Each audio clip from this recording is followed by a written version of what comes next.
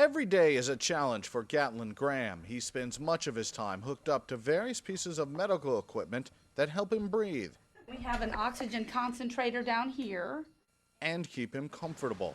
But when Hurricane Ike hit Houston last year, comfort became impossible, and survival was about all his mother could hope for. The main thing that we had problems with were the battery supply. We had lots of batteries. Our problem was we didn't have lots of battery chargers. No chargers because the power was out to much of the city for as long as 2 weeks, forcing the Grahams to pack the entire family and head to hotels across the state. That cost them thousands of dollars. The water just started coming in through the floor and then in through the doors and kept rising and rising.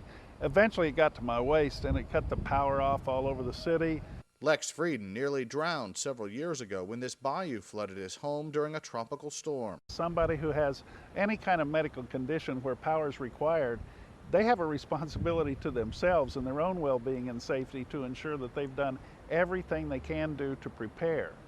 On the other hand, there are limits to what an individual can do, and that's when the community, the city, the state needs to be prepared to step in and help people. Hurricane Ike really produced a lot of challenges for us.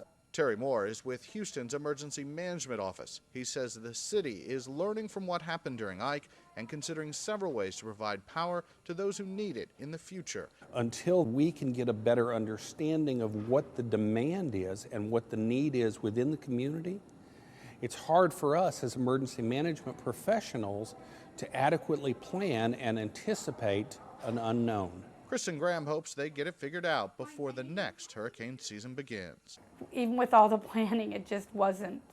You can't be prepared with a child like Gatlin and a person with special needs to plan on staying without electricity for any prolonged period of time. Rich Matthews, The Associated Press, Houston. Oh, you know I love Black Watch Plaid.